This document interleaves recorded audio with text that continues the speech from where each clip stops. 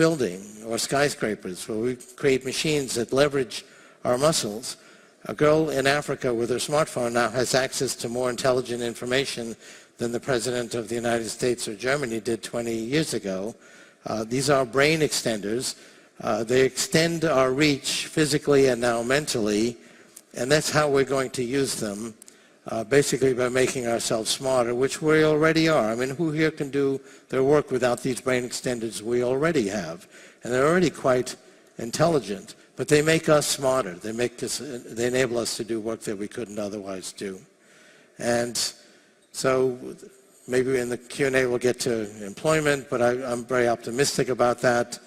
People say, oh, but look at all these categories of work, and computers will be able to do those. We've already eliminated all human employment several times over. How many jobs circa 1900 still exist today? But for every job that we've eliminated at the bottom of the skill ladder, we've created several new ones at the top of the skill ladder.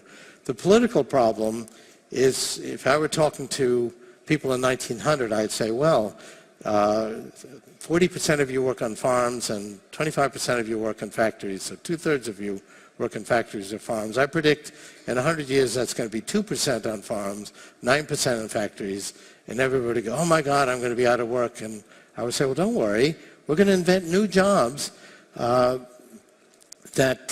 utilize the new skills that we have. And people would say, oh, great, what new jobs? And I'd say, I don't know, we haven't invented them yet. It's not a very good answer, but it happens to be true.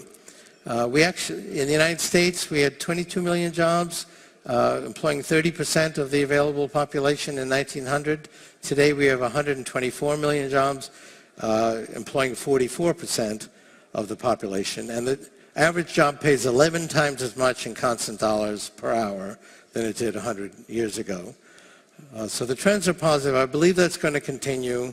The dilemma is going to continue because we can't see the new jobs that are going to be created. But if you look even just in the last 5 or 6 years, people are making money in all kinds of new ways with apps fueled by these devices, which really didn't exist 5 years ago. Yes, there were devices that looked like this. They really didn't do anything very effectively.